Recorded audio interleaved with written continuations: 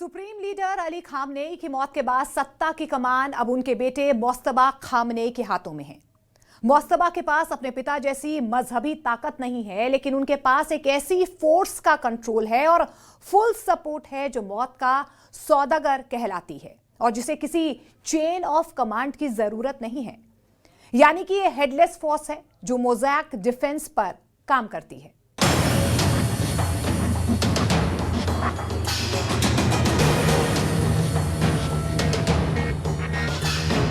फिलहाल ईरान का एक सेक्शन क्राइसिस से गुजर रहा है। मोस्तबा खामनेई भले ही सुप्रीम लीडर चुन लिए गए हैं, लेकिन वो एक हमले में घायल हुए हैं और फिलहाल उनकी हालत कैसी है कुछ कहा नहीं जा सकता। ये भी नहीं पता कि मोस्तबा खामनेई है कहां।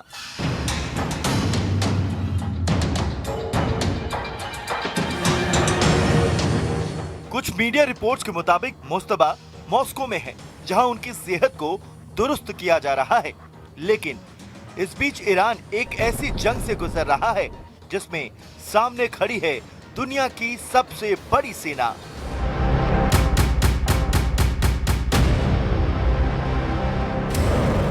सवाल है कि सुप्रीम लीडर की गैर मौजूदगी में कौन है जो जंग लड़ रहा है और किसकी कमांड पर जंग से जुड़े फैसले लिए जा रहे हैं, जबकि IRGC के भी टॉप कमांडर्स को मार दिया गया है। फिर भी ईरानी सेना, ईरानी फोर्सेस किस तरह से ये जंग लड़ रही हैं? क्या है चेन ऑफ कमांड और कौन दे रहा है ईरानी सुरक्षा बलों को आदेश? न सुप्रीम लीडर की कमांड, ना ही किसी मिलिट्री कमांडर की कमांड। एक ऐसा सिस्टम काम कर रहा है जिसके लिए ईरान ने 45 साल पहले ही तैयारी कर ली थी।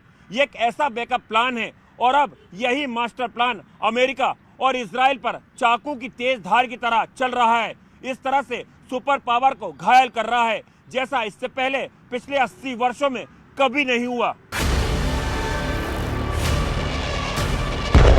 अमेरिका और इजराइल अपने सुरक्षा कवच पर अभिमान करते हैं, लेकिन ईरान की ताकत ने इस अभिमान को चकनाचूर कर दिया है।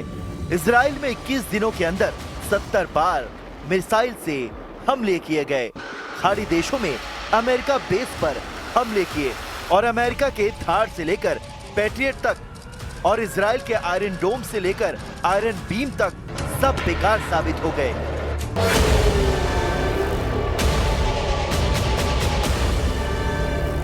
ये मुमकिन कैसे हो सकता है? दरअसल बिना सुप्रीम लीडर के और बिना सेना के कमांडर के ये मुमकिन हो पा रहा है उस सिस्टम की वजह से जिसे ईरान ने बहुत पहले तैयार किया था। मोज़ैक डिफेंस, यानी वो सेना जहां नो चेन नो कमांड। कमान किसी के पास नहीं है और कमान हर किसी के पास है। Islamic revolutionary guard corps IRGC और उसकी सबसे वफादार वाबिस फोर्स ने मोर्चा संभाला है। वाबिस फोर्स वो फोर्स है जो पहले से मानकर चलती है कि वो मर चुकी है। उसका शरीर और दिमाग लड़ रहा है और सिर्फ ईरान की सुरक्षा के लिए लड़ रहा है, यानी वो सब कुछ करने को तैयार है।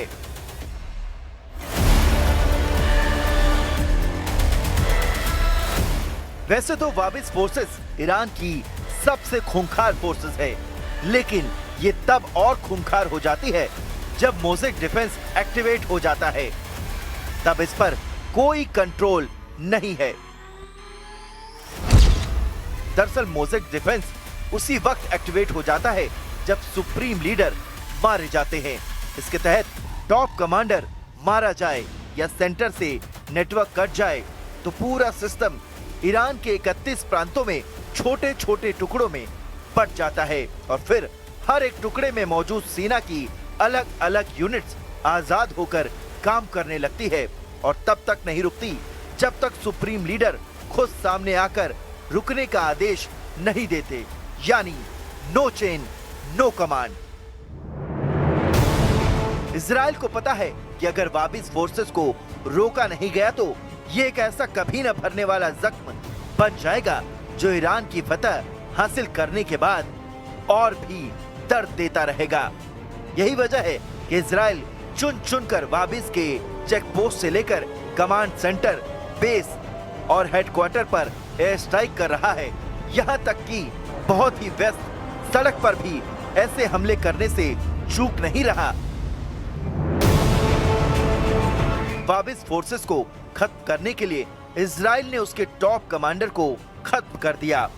17 मार्च को वाबिस के टॉप कमांडर गुलाम रेजा सुलेमानी और डिप्टी कमांडर कासिम कुरैशी को एक स्ट्राइक में ढेर कर दिया गया और अगले ही दिन इस्माइल अहमदी, जो वाबिस फोर्सेस के इंटेलिजेंस डायरेक्टर हैं, उन्हें भी मार दिया गया। इजराइल ने सोचा कि ये 3 बड़े कमांडर मारे गए तो वाबिस फोर्सेस बिखर जाएगी। המועצה לביטחון לאומי לרג'ני וראש הבסיג' וגוף הדיכוי המרכזי של איראן שממונה על הטבח במפגינים חוסלו הלילה והצטרפו। बासिस फोर्सेस के ऊपर भी कोई कमांडर नहीं है, तो बासिस फोर्सेस के अंदर भी एक्टिवेट हो चुका है मोज़ेक डिफेंस प्लान। ये कोई आम मिलिट्री प्लान नहीं है। द सुफान सेंटर की रिपोर्ट के मुताबिक इस प्लान के तहत लोकल बासिस यूनिट अपने आप आजाद होकर काम करने लगती है। उन्हें किसी बड़े ऑर्डर की जरूरत नहीं होती है। वे खुद फैसले लेते हैं और खुद हमले करते हैं। अब वासिस फोर्सेस के ऊपर कोई भी कमांडर नहीं है, तो वासिस फोर्सेस के अंदर भी एक्टिवेट हो चुका है मोज़ेक डिफेंस प्लान। ये कोई आम मिलिट्री प्लान नहीं है। द सुफान सेंटर की रिपोर्ट के मुताबिक इस प्लान की तहत लोकल वासिस यूनिट अपने आप आजाद होकर काम करने लगती है। उन्हें किसी बड़े ऑर्डर की जरूरत नहीं होती। वो खुद फैसले लेते हैं और खुद हमले करते हैं। ईरान का मानना है कि वह अमेरिका या इजराइल से सीधे टेक्नोलॉजिक वॉर शायद जीत न सके, लेकिन मोज़ेक डिफेंस के जरिए वो इस युद्ध को एक लंबे और खूनी और थका देने वाले गुर्रिल्ला युद्ध में बदल रहे हैं। दुश्मन को लगता है कि उसने सांप का सिर काट दिया है, लेकिन वासिस के हजारों हाथ पैर अभी भी काम कर रहे हैं। ईरान के विदेश मंत्री अब्बास अरागची ने एक इंटरव्यू में कहा कि डिसेंट्रलाइज्ड मोज़ेक डिफेंस ईरान के लोगों को ताकत देती है और वो तय करे कि युद्ध कब और कैसे खत्म होगा।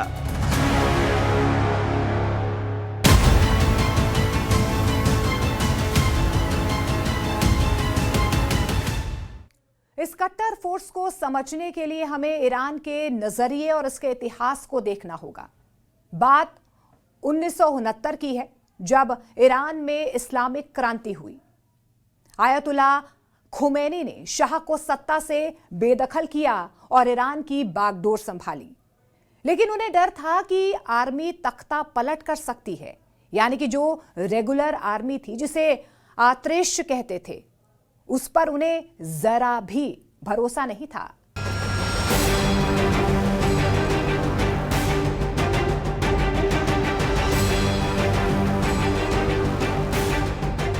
इसी डर से खुमैनी ने 25 नवंबर 1979 को दुनिया की सबसे बड़ी आर्मी बनाने का ऐलान किया।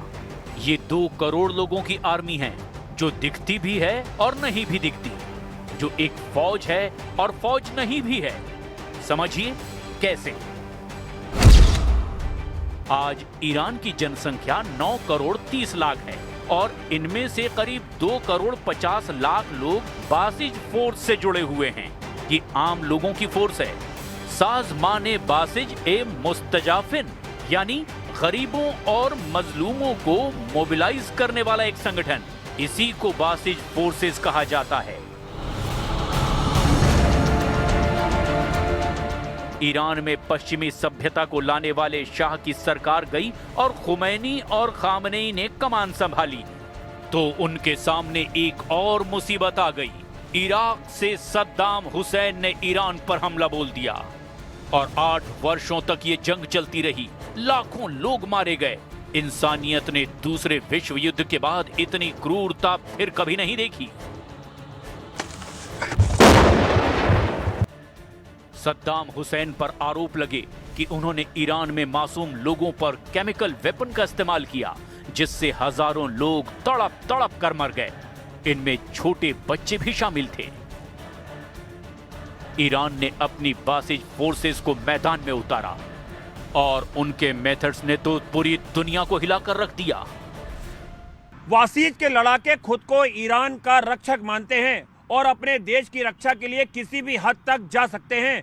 बिना किसी नियम और कानून के लड़ते हैं वासीज के लड़ाके। वो इराक के सद्दाम हुसैन या अमेरिका और इजराइल को मानते हैं कि ये ग्लोबल एरोगेंस के खिलाफ एक पाक जंग लड़ रहे हैं और इस जंग में सब कुछ जायज है।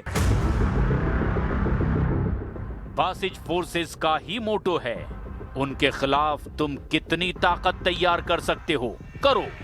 1980 से 1988 तक चले ईरान इराक युद्ध में बासिज ने अपनी इसी शहादत की फिलॉसफी का सबसे डरावना रूप दुनिया को दिखाया। जब ईरान के पास हथियार खत्म हो गए तो बासिज ने ह्यूमन वेव अटैक शुरू कर दिए। हजारों वॉलंटियर्स, जिनमें 9 से 12 साल के छोटे बच्चे भी शामिल थे, उन्हें बारूदी सुरंगों वाले मैदानों में दौड़ा दिया गया।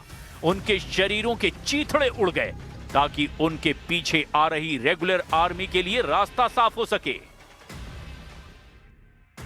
ईरान सरकार के लिए ये बच्चे शिकार नहीं थे बल्कि शहीद थे, जिन्होंने जन्नत की चाबियां गले में पहनकर देश की रक्षा की। आज भी बासिज इसी विचारधारा पर चलती है। उन्हें सिखाया जाता है कि उनकी वैचारिक पवित्रता और मरने का जज्बा दुश्मन देश के किसी भी मॉडर्न हथियार से ज्यादा ताकतवर है। आज इजराइल ने बासिज फोर्सेस की चेन इन कमांड को तोड़कर रख दिया है, लेकिन ये हमले बासिज की उस बुनियाद को नहीं हिला पा रहे हैं जो देश के लिए मर मिट जाने की विचारधारा से बनी है। दरअसल IRGC की एक खूंखार यूनिट सिर्फ बॉर्डर पर नहीं लड़ती, ये ईरान के समाज के रग रग में समाई हुई है। अमेरिका की ब्रेंडिस यूनिवर्सिटी की एक डीप रिसर्च रिपोर्ट ये बताती है कि ये फोर्स ईरान के नागरिकों के दिमाग को कैसे कंट्रोल करती है, कैसे उन्हें समाज के हर हिस्से में फिट कर दिया गया है, जो इंटेल का भी काम करते हैं और जरूरत पड़ने पर विद्रोह कुचलने का भी। बासिज को एक बेहद शातिर टियर सिस्टम में बांटा गया है। सबसे ऊपर है स्पेशल बासिज, ये full time professional IRGC officers होते हैं जिन्हें पूरी सैलरी मिलती है। दूसरे नंबर पर है एक्टिव बासिज, ये वो पेड वॉलंटियर्स हैं जो 45 दिन की कड़ी मिलिट्री और वैचारिक ट्रेनिंग से गुजरते हैं। और तीसरे नंबर पर हैं रेगुलर बासिज, ये कोई भी हो सकता है, एक दुकानदार या स्कूल का छात्र। इनका काम है समाज में जासूसी करना। यूनिवर्सिटी में स्टूडेंट बासिज छात्रों की हर हरकत पर नजर रखते हैं। फैक्ट्रियों में लेबर बासिज मजदूरों पर, और साइबर बासिज भी जो कि इंटरनेट के जरिए विरोधियों की जासूसी करते हैं और नजर नाम के मोबाइल ऐप के जरिए सड़क पर बिना हिजाब के चलने वाली महिलाओं की फोटो खींचकर पुलिस को भेजते हैं। पिछले कुछ सालों में जब ईरान की अर्थव्यवस्था चरमराने लगी और अमेरिकी प्रतिबंधों की वजह से आई महंगाई और बेरोजगारी से तेहरान से लेकर ईरान के अमूमन हर हिस्से में आम लोगों में असंतोष फैलने लगा था, तो यही फोर्स समाज में उठ रही विद्रोह की आवाज को दबाने की कोशिश कर रही थी। और जब भीड़ भड़की तो उसे भी कंट्रोल करने के लिए यही फोर्स खड़ी हुई थी। यानी जिस फोर्स को देश के दुश्मनों से लड़ने के लिए तैयार किया गया था, जिसे पाक मिशन के लिए बनाया गया था, वो एक समय में सुप्रीम लीडर की कठपुतली बन गई और यहां तक दावे किए जाने लगे कि बासिज फोर्सेस के जरिए नरसंहार किया गया। दरअसल रिक्रूटमेंट के साथ ब्रेन वॉश के लिए ईरान सरकार साले हिंद प्लान चलाती है। ये मस्जिदों में 15-20 लोगों के छोटे ग्रुप्स में बैठते हैं, जहां एक मौलवी या वासीज कमांडर उनके दिमाग में यही बात डालते हैं कि पश्चिमी देशों का पहनावा, म्यूजिक या इंटरनेट एक सांस्कृतिक आक्रमण या पश्चिम का जहर है। ईरान की सरकार के पक्ष में देखें तो बासिज कोई दमनकारी फोर्स नहीं, बल्कि वो इस्लामिक क्रांति को पश्चिमी देशों की बुरी नजर से बचाने वाली ढाल है।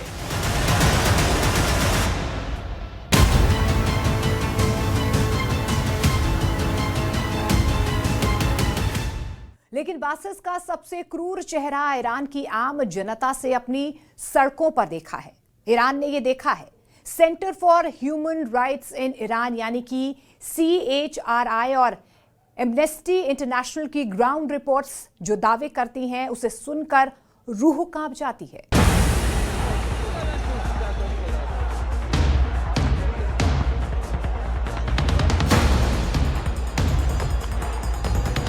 जनवरी 2026 में जब सत्ता बदलने के लिए लोग सड़कों पर उतरे तो बासिज और IRGC को शूट टू किल यानी देखते ही गोली मारने का साफ ऑर्डर मिला। रिपोर्ट्स में दावे किए गए कि ईरान की सरकार ने इस आंदोलन को कुचलने के लिए इंसानियत की सारी हदें पार कर दी।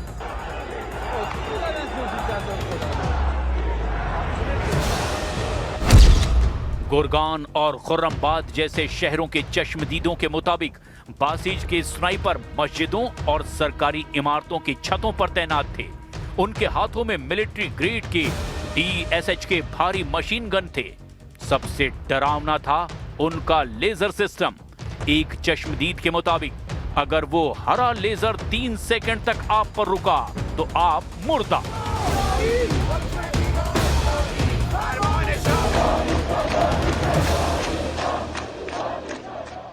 जो विरोध प्रदर्शन खोमनेई के खिलाफ हो रहा था और शाह की सरकार की वापसी की मांग उठ रही थी, उस विरोध प्रदर्शन को तेहरान ने अमेरिका और इजराइल से प्रायोजित बताया और यहां तक दावे किए कि हिंसा फैलाने की साजिश CIA और मोसाद ने रची ताकि ईरान पर हमला करने का बहाना मिल सके।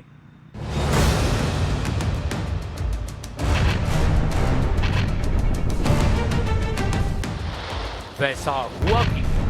एक तरफ अमेरिका और ईरान के बीच वियना में परमाणु डील को लेकर बात चल रही थी और अभी कुछ ही घंटे बीते थे जब ये वार्ता इसीलिए रुक गई क्योंकि ईरान उन शर्तों को मानने से इनकार कर रहा था जो अमेरिका उसके ऊपर लगाने के लिए जोर लगा रहा था। और फिर बिना किसी वार्निंग के अचानक तेहरान पर बम गिरने लगे और पहली स्ट्राइक में ईरान के सुप्रीम लीडर और IRGC के टॉप कमांडर्स को मार दिया गया।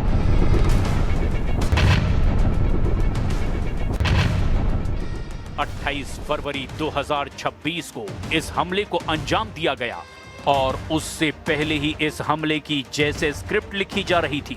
डोनाल्ड ट्रंप ईरान को समझौता करने की धमकी दे रहे थे और साथ ही अमेरिका की संसद में यह भी ऐलान कर रहे थे कि ईरान में आम लोगों का नरसंहार हो रहा है। डोनाल्ड ट्रंप ने बड़ा दावा किया। They cannot continue to threaten the stability of the entire region, and they must make a deal. Or if that doesn't happen, I maybe can understand. If it doesn't happen, it doesn't happen. But bad things will happen. Over the last couple of months with the protests, they've killed at least, it looks like 32,000 protests. 32,000 protesters in their own. Centre for human rights in Iran का दावा है कि Iran के शहरों में प्रदर्शनकारियों के चेहरों, आंखों और जेनिटल्स पर जानबूझकर बर्ड शॉट गोलियां दागी ताकि युवा हमेशा के लिए अंधे या अपाहिज हो जाएं। जो लोग घायल की मदद करने के लिए आगे आते, बसीज उन्हें भी गोलियों से भून देती। रात के अंधेरों में एजेंटों ने मोटर बाइकों पर आकर सीधे भीड़ को कुचला। रिपोर्ट्स में ये भी दावे किए गए कि अस्पतालों को एक जाल में बदल दिया गया। घायल लोग जब इलाज के लिए अस्पताल पहुंचते तो बासिज और खुफिया एजेंसियों के लोग उन्हें वहां से अगवा कर लेते। जो डॉक्टर्स उनका इलाज करते उन्हें गिरफ्तार कर लिया जाता। दावे तो यहां तक किए गए हैं कि खोमेनी की बनाई बासिज फोर्सेज ने हैवानियत की हदों को पार कर दिया है और नरसंहार के बाद शवों को छुपाने का खेल शुरू हुआ है। करज और केरमान जैसे शहरों ने बासिज में शवों को बुलडोजर से उठाया और अज्ञात गोदामों या कंटेनरों में भर दिया। हालांकि बासिज फोर्सेस ऐसा करके भी विरोध को रोक नहीं सकी। अब वो प्रायोजित हों, उकसाई जा रही हों, किसी साजिश के तहत हों या फिर वाकई महंगाई, बेरोजगारी और कारोबारी नुकसान की वजह से लोगों में गुस्से का सबब बना हो, लोग सड़कों पर लाखों की संख्या में उतरते रहे और ऐसा हुजूम इससे पहले खामनेई के शासन में कभी नहीं देखा गया था।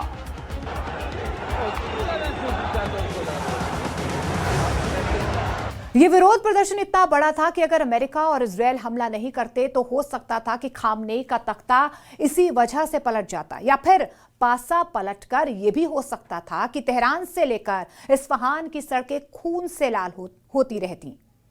हो सकता था कि खामनेई की डेड आर्मी अपने सुप्रीम लीडर की हुकूमत को बचाने के लिए अपने ही लोगों को कुचलने का काम करती रहती। अमेरिका के राष्ट्रपति डोनाल्ड ट्रंप ने अमेरिकी संसद में दावा किया कि हजारों की संख्या में लोगों को मार दिया गया। ह्यूमन राइट्स की रिपोर्ट में भी इसी तरह के आंकड़े दर्ज हैं, लेकिन ईरान की सरकार और बासिज इसे गलत नहीं मानते। स्टेट मीडिया और सरकारी अधिकारियों ने खुलेआम प्रदर्शनकारियों को विदेशी एजेंट, आतंकवादी, उपद्रवी और अमेरिका इजराइल का मोहरा बताया। उनके मुताबिक बासिज सड़कों पर बेगुनाहों को नहीं मार रही थी, बल्कि वो देश की राष्ट्रीय सुरक्षा और इस्लामिक मूल्यों की रक्षा कर रही थी।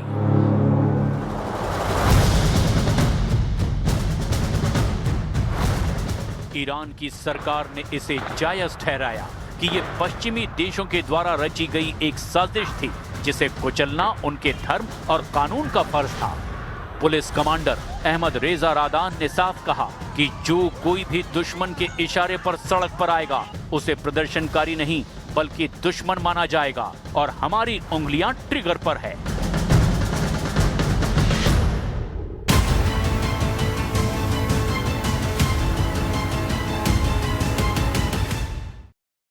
बासिज फोर्सेस सिर्फ ईरान में नहीं हैं, ये पूरी दुनिया में मौजूद हैं और साइलेंटली अपना काम कर रही हैं। लेकिन सबसे बड़ी फोर्स ईरान से लेकर गजा पट्टी तक फैली हुई है, जिनकी वजह से ही अमेरिका और इजरायल ईरान के खिलाफ ग्राउंड ऑपरेशन करने से बच रहे हैं।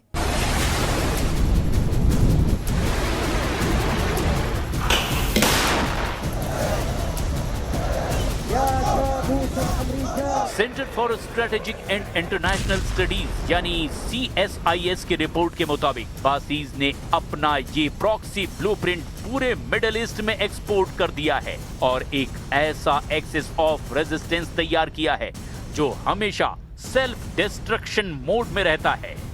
और यही वो सोच है जिसे अमेरिका और इजराइल की हैवी लोडेड किलिंग मशीन भी तोड़ नहीं पा रही है।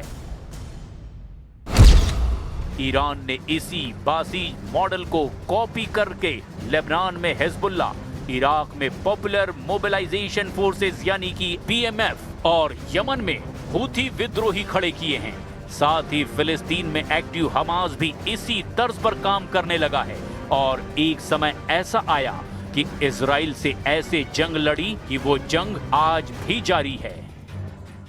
ये ग्रुप्स ईरान को एक ऐसा ग्लोबल पावर देते हैं जिससे वो सीधे युद्ध में उतरे बिना ही अमेरिका और इजराइल को गहरी चोट पहुंचा सकता है। और ईरान ने ऐसा किया भी। वर्षों से इजराइल के साथ प्रॉक्सी वार लड़ रहा है और खाड़ी देशों में मौजूद अमेरिकी बेस इराक और सीरिया में अमेरिकी फोर्सेस के खिलाफ बासिज की कॉपी करके बनाई गई रेजिस्टेंट फोर्सेस लड़ रही हैं। लेकिन 2026 के इस महायुद्ध में बासिज एक बार फिर ह्यूमन शील्ड का सहारा ले रहा है। 2.5 करोड़ सैनिकों की ये फौज कुछ भी कर सकती है, वो भी जिस फोर्स में जब आम लोग शामिल हों, जहां पता ही ना हो कि कौन सेना की तरह लड़ रहा है और कौन आम व्यक्ति है। ऐसे में ईरान अपने कई ठिकानों, कमांड सेंटरों और शहरों को बचाने के लिए बासिज फोर्सेस का सहारा ले रहा है। हर रोज बड़ी संख्या में लोग तेहरान के अलावा दूसरे शहरों में सड़कों पर निकलते हैं। यहां तक कि ईरान के सैन्य ठिकानों और परमाणु ठिकानों के पास ऐसे ही हजारों की तादाद में लोग निकल आते हैं। खामनेई की तस्वीर लेकर मातम मनाते हैं, इजराइल और अमेरिका को कोसते हैं। लेकिन इन सब के पीछे बासिज फोर्सेस की चाल है कि आम लोगों को ढाल बनाओ और अपने अहम ठिकानों को दुश्मन के हमलों से सुरक्षित रखो। ईरान के टॉप नेताओं ने लोगों से अपील की, जैसे संसद अध्यक्ष मोहम्मद बागेर ने ट्वीट पर लोगों से अपील की और कहा, सड़क सड़क सड़क, अपनी फोर्सेस को मजबूत करने के लिए सड़कों पर उतरें। अमेरिका और इजराइल का दावा है कि सरकार और बासिज कमांडरों ने जानबूझकर अपने ही आम नागरिकों, महिलाओं और वॉलंटियर्स की भीड़ को इन संवेदनशील न्यूक्लियर साइट्स और चेक पॉइंट के पास इकट्ठा कर लिया है। ईरान की नजर में बासिज एक मुकद्दस फौज है, गरीबों की आवाज है और इस्लाम की रक्षक है। बेशक बासिज फोर्सेस ईरान को विदेशी ताकतों के हमलों से रक्षा करने के लिए बनाई गई थी, लेकिन आज जमीनी हकीकत कुछ और ही है। जो दावे किए जाते हैं उनके मुताबिक बासिज ऐसी बेरहम मशीन बन चुकी है जो सत्ता को बचाने के लिए अपनों के लिए भी जालिम बन जाती है। हालांकि जब जंग होती है तो सबसे ज्यादा खून सिर्फ और सिर्फ आम इंसान का ही बहता है।